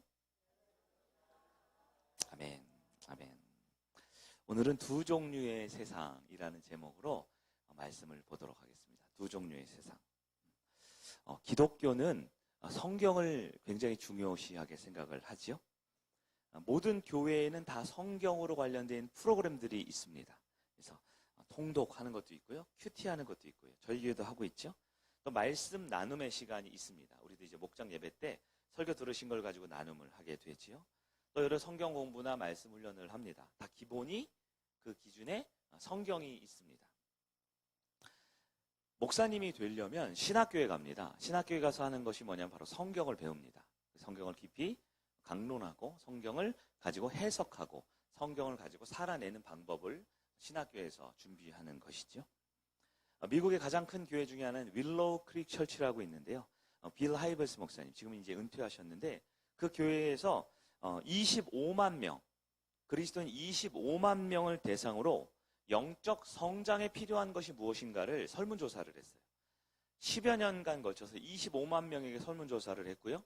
4가지 단계로 그리스도인이 성장하려면 1단계, 2단계, 3단계, 4단계 이렇게 정했어요. 그게 뭔지는 다음에 알려드릴게요. 근데 각 단계마다 빠짐없이 등장하는 게 뭐냐? 바로 성경이었습니다. 모든 단계마다 성경을 통해서 그리스도인은 성장한다라고 대부분의 그리스도인들이 그렇게 정리했다라는 거예요. 그럼 여러분 질문을 한 가지 해봐야 됩니다. 성경을 많이 읽고 이번 주도 통독, 큐티, 설교를 들으시고 여러 말씀 공부에 익숙하지요. 그런데 왜 사람은 안 변할까요? 성경을 그렇게 중요시하는 기독교에서, 그렇게 성경을 많이 가르치는 교회에서, 그렇게 성경을 많이 듣고 있는 성도들이 왜 삶이, 가치관이, 생각이 변하지를 않을까요? 예수님 당시에 보면 그 누구보다 성경에 해박했고 성경을 배우고 성경을 가르친 사람들이 있습니다. 바로 오늘 본문에 우리가 읽었던 바리새인과 율법 학자들입니다. 그런데 이들의 모습을 보면 변화가 없습니다. 왜 그런지 우리 한번 말씀을 살펴봐야겠어요. 자, 먼저 바리새파라는 사람이 있는데요. 이 바리새파라는 이름은 원래 분리주의자라는 뜻입니다. 분리주의자. 좀 말씀이 좀 과격한 것 같은데, 분리주의자라는 건 뭐냐면 하나님의 기쁨과 영광을 위해서 나는 구별된 삶을 산다라는 거예요. 세상 사람들과는 다르게 선을 딱 그어놓고 거룩 안에서만 거한다라는 사람들입니다. 이분들의 특징은 성경을 열심히 연구하고요. 모든 예배를 다 드립니다. 그리고 율법 연구에 매진을 하고요. 앉으나 서나 항상 성경 관련된 이야기를 합니다. 그리고 이분들이 실제로 교회의 지도자를 구성하고 있어요. 공동체의 지도자에 해당합니다. 이분들은 율법을 지키고 율법을 해설하는 해설집을 발간하는 일을 합니다. 율법학자는 누구냐? 율법학자는 그 유대 사회에 봤을 때 공무원에 해당하는 일을 하는 것입니다. 공무원. 즉 레위 지파 출신들이 일반적이고요. 국가의 중요한 문서를 기록하고 정리하고 보관하는 역할을 했습니다. 그러니까 공무원들이죠. 공무원. 근데 이분들이 이제 이스라엘이 멸망하고 포로로 잡혀간 이후에는 주로 하나님 말씀, 율법을 기록하고 전수하고 가르치는 일을 했던 사람도 율법학자입니다. 바리새파와 율법학자, 이 두 그룹은 공인된 종교 지도자이고 평생 성경을 들고 다니는 사람들입니다. 그럼 이분들이 가장 은혜 많이 받고 가장 변화되고 성숙해야 될 모습이지 않겠습니까? 실제로 성경에 보면 오늘 우리가 보고 있는 누가복음에 이 바리새인이나 율법학자와 예수님 만나는 장면이 15번 등장합니다. 15번. 그 만남이 좋았을까요? 별로 안 좋았을까요? 네. 만남이 굉장히 계속 켜놓으실 거예요, 이거? 이렇게 더워요? 네, 추운 건 아니죠. 네. 한겨울에도 보통 안 켜는데.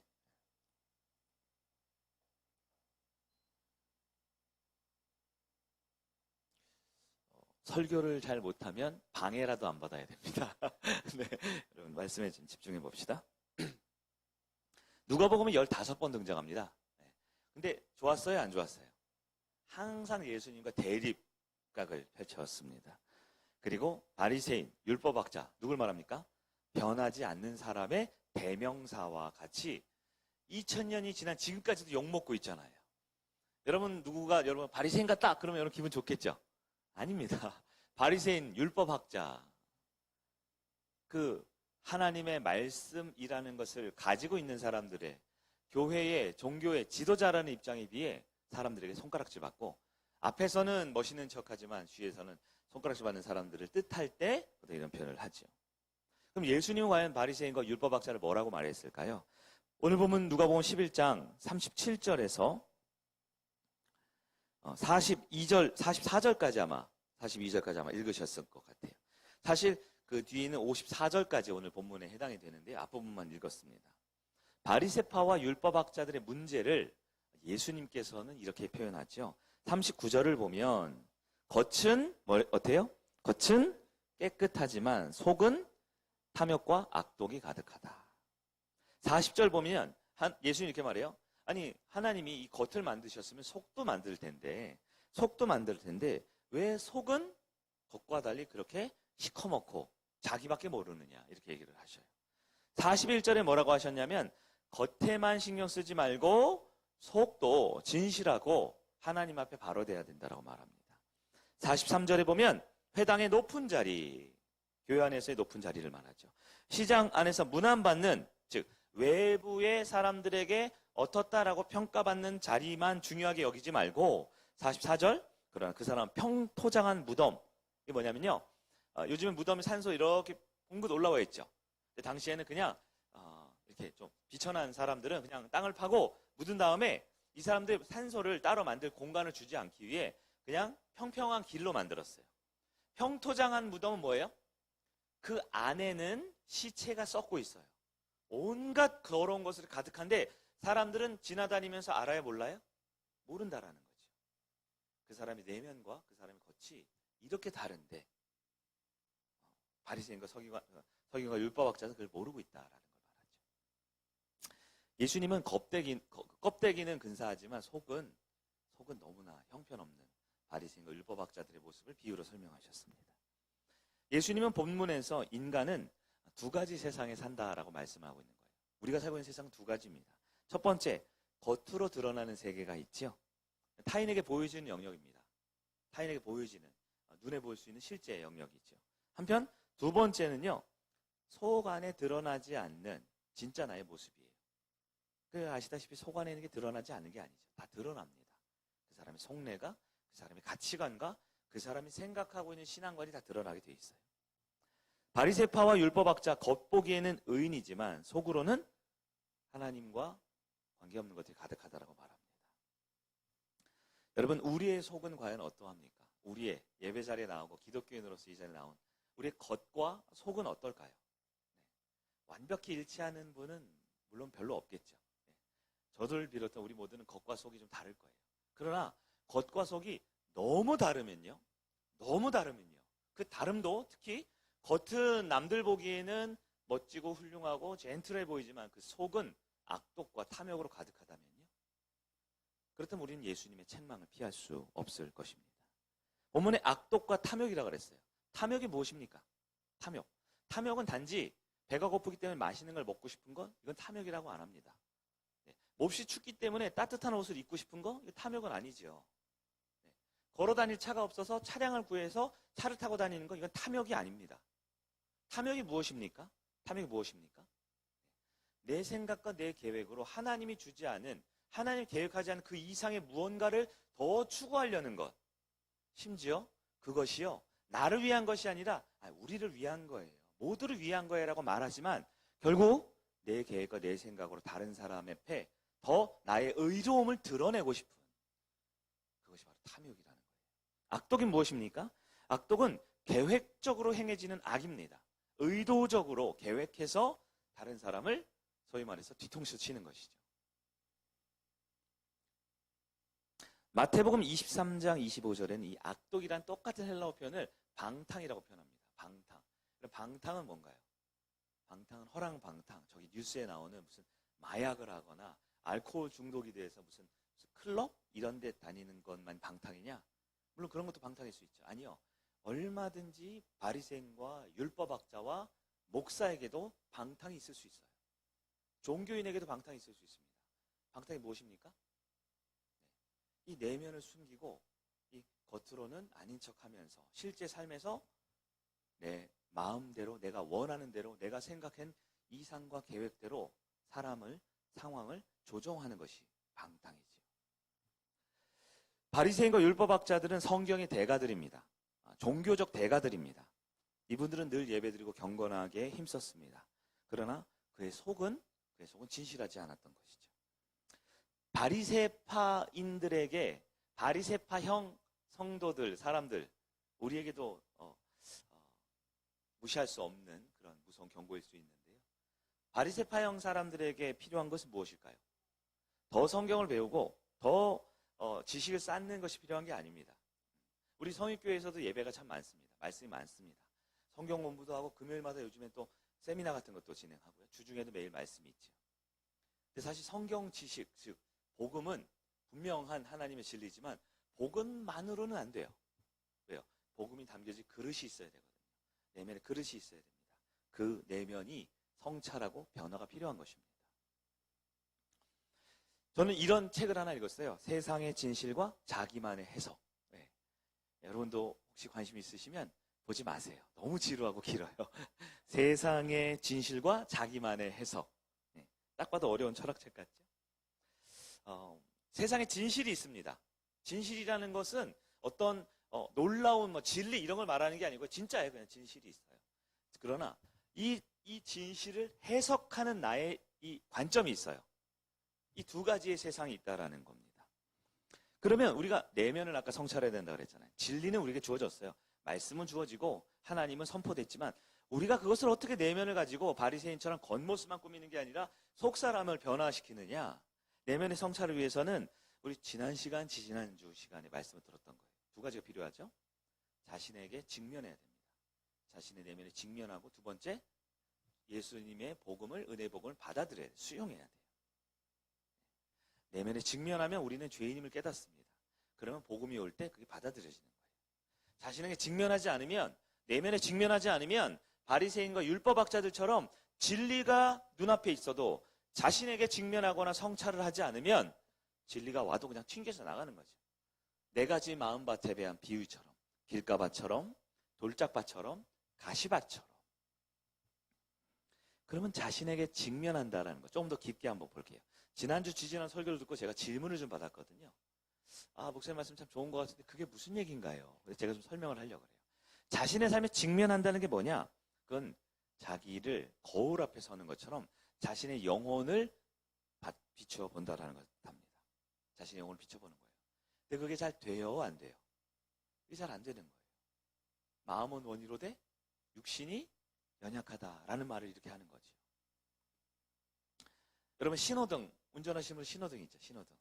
차를 타고 보면 신호등이 딱 있습니다. 그러면 빨간색, 초록색, 주황색 이렇게 세 가지를 일단 설명을 드릴게요. 세 가지가 있죠. 그래서 빨간색, 초록색, 주황색. 빨간색이 딱 불이 들어오면 어떻게 해야 돼요? 잘하시네요. 멈춰야 되죠. 물론 차가 안 하시는 분들은 이제 횡단보도로 생각해 보세요. 빨간불이 들어오면 어떻게 돼요? 멈추죠. 초록불, 파란불이 들어오면요? 가야 되겠죠. 쭉 가야 되겠죠. 근데 이게 중요합니다. 주황색 불 있죠. 주황색 불, 노란불이 들어오면 어떻게 됩니까? 운전면허를 다시 시험 보셔야겠네. 노란불이 들어올 땐 판단을 해야 됩니다. 맞죠?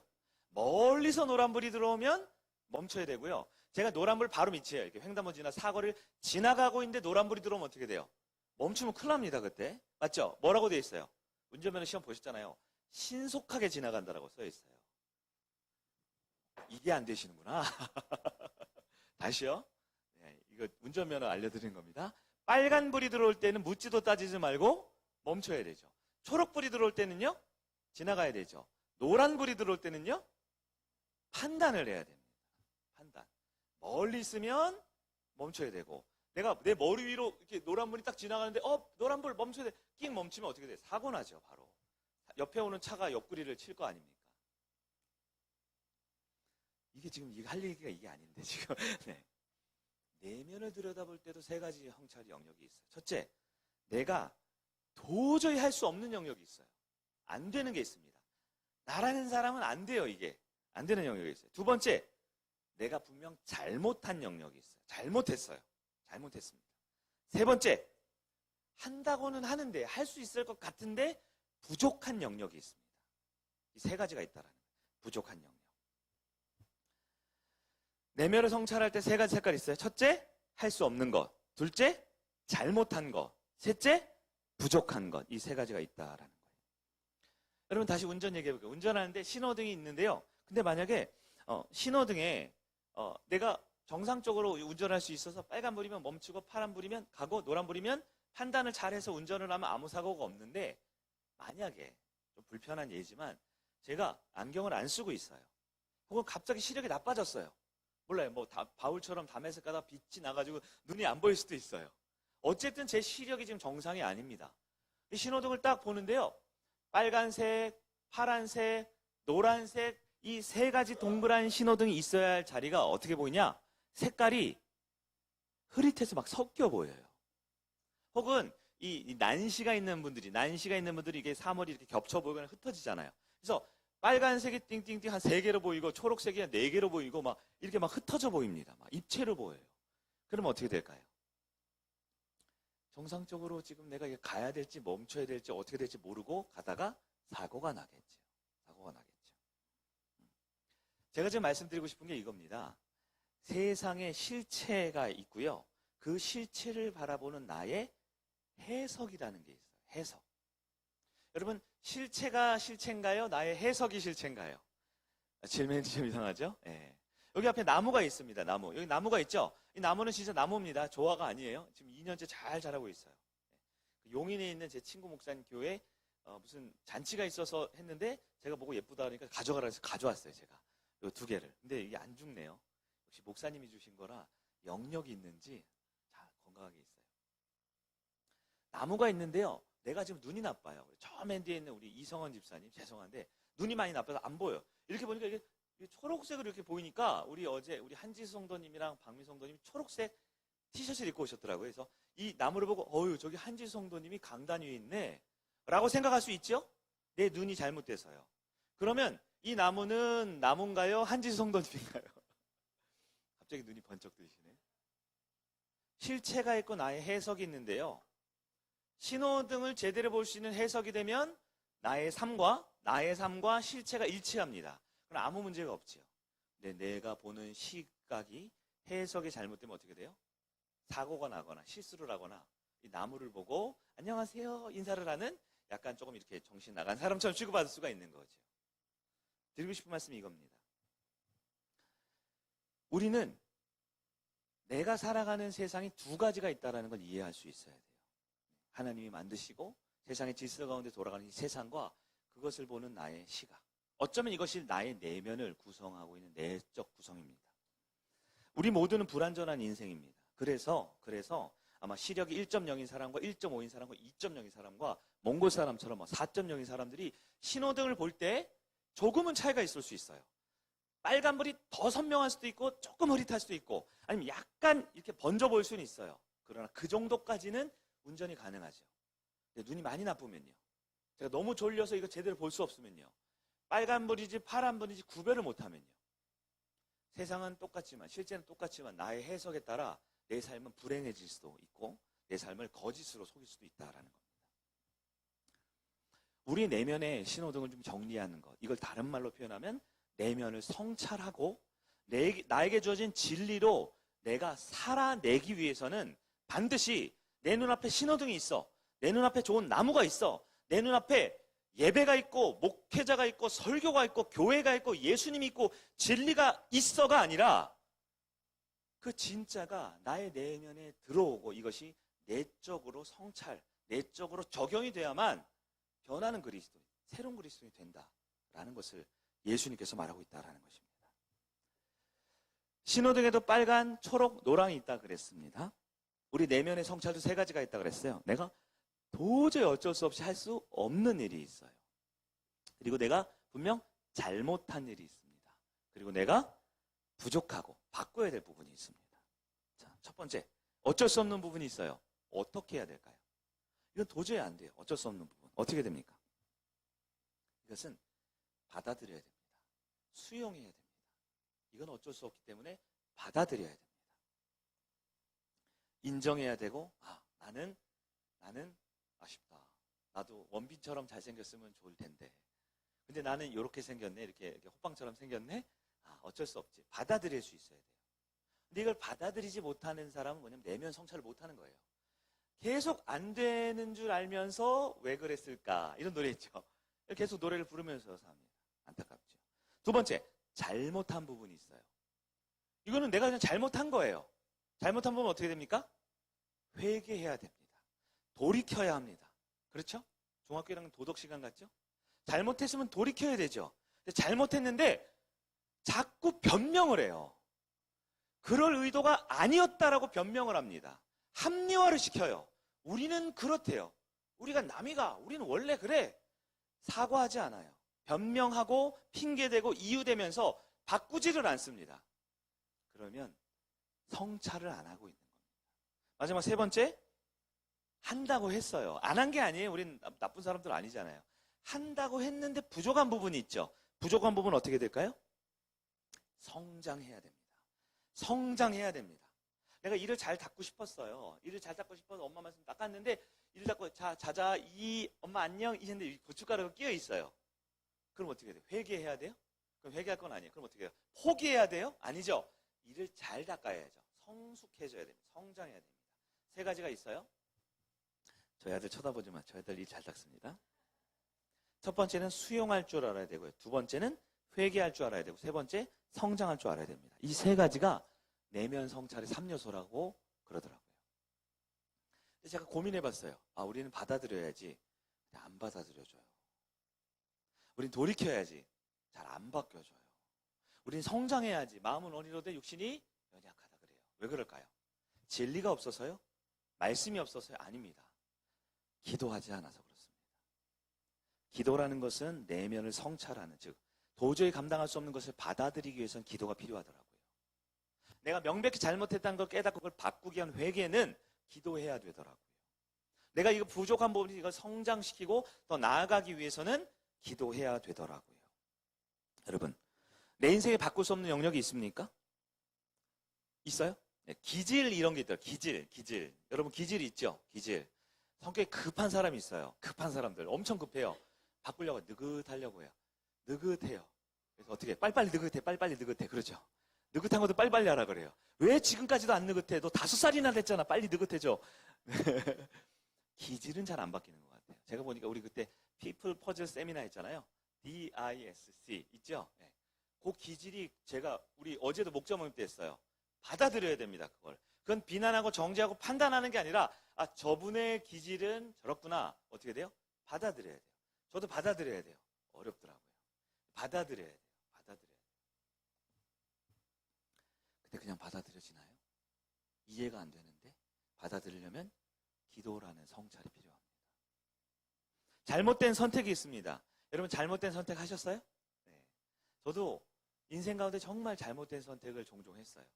사실 많이 했어요. 근데 종종 했다고 할게요. 종종 했어요. 이렇게 몇 번 종종 했습니다. 그런데 그 잘못된 선택을 한 이후에 가만히 있으면 아무 일도 일어나지 않고 꼭 그 선택을 하게 되더라고요. 그러잖아요. 내가 길을 가는데 막힌 돌이 있으면 어떻게 돼요? 돌아가면 된다 그러죠. 근데 이상하게 인생은 돌아가도 또 나오더라고요. 때로는 그걸 부셔버리든가 건너뛰어야 해요. 넘어서야 할 것들이 있더라고요. 여러분 우리 가운데 잘못된 영역이 있으면 어떻게 될까요? 회개하고 돌이켜야 합니다. 그렇게 하면 안 돼요.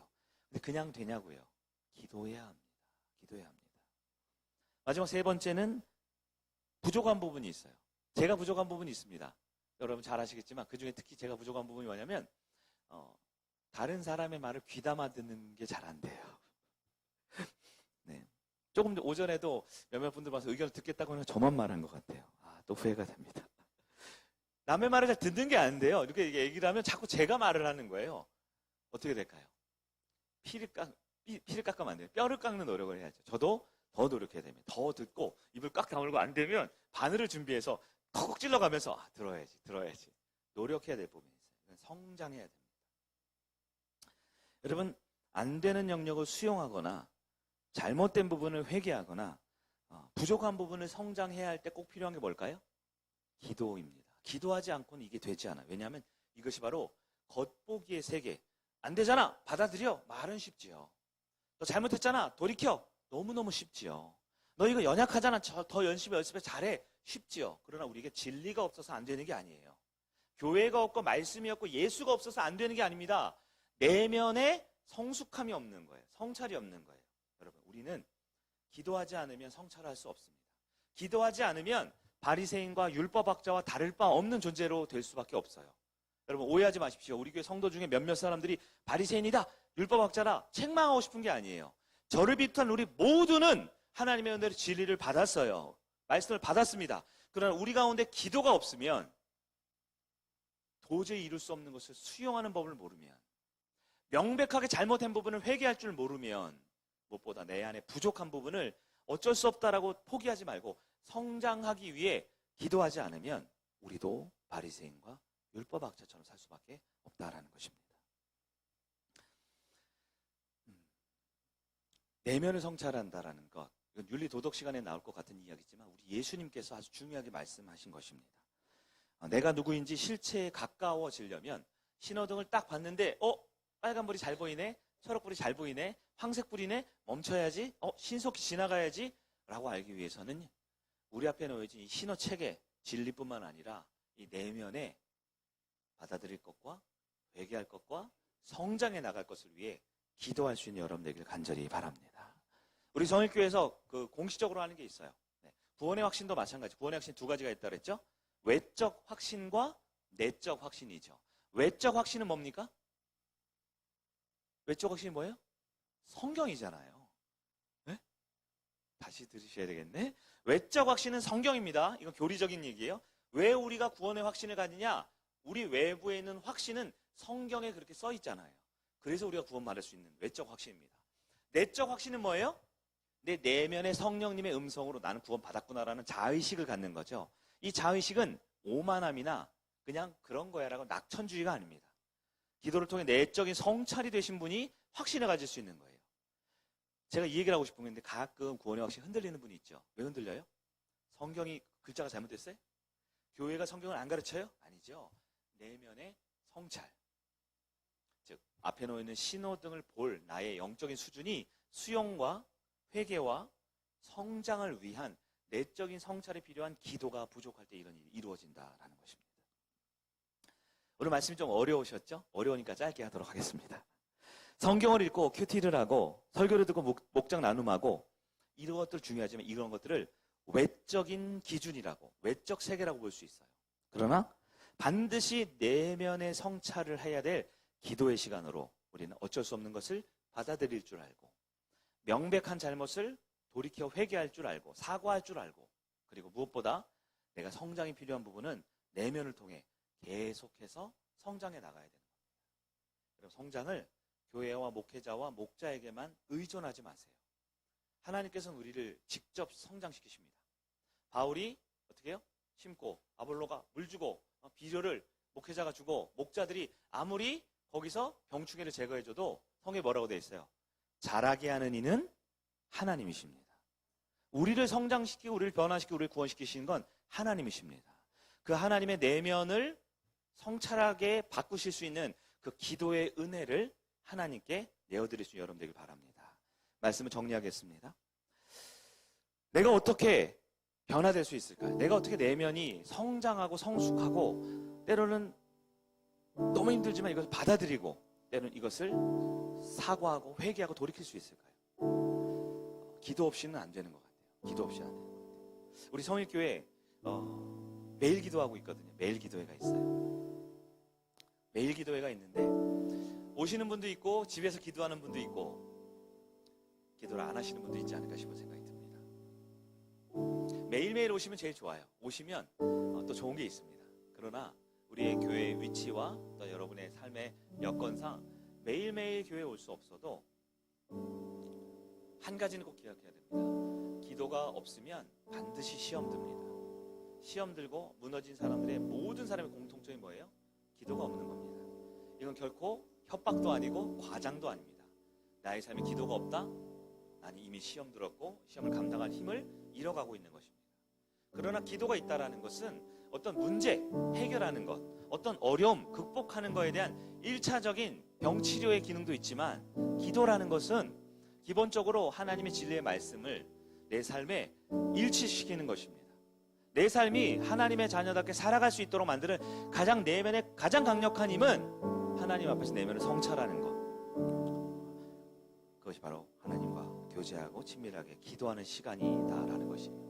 우리 성일교회가 기도하는 교회가 되었으면 좋겠습니다. 화수목 저녁 8시에 있고요. 금요일 8시 반입니다. 토요일과 금요일에는 자녀의 권세반도 있고요. 주일 오전 예배, 오후 예배 있습니다. 더 할까요? 더 영적 서비스를 제공할까요? 우리에게 주어진 예배와 기도회를 무시하면서 소홀히 하면서 나의 내면이 시험 들고 나의 내면이 어렵다라고 그렇게 하는 건요, 전혀 내면을 돌아볼 마음이 없는 거예요. 여러분, 매일매일 예배가 있고요. 금, 토, 주일은 매일 2번, 3번씩 모임과 예배가 있습니다. 여러분의 소중한 시간, 하나님 앞에 내면을 성찰할 시간 드릴 수 있어야 돼요. 우리는 완전하지 않습니다. 우리는 결코 완성된 존재가 아닙니다.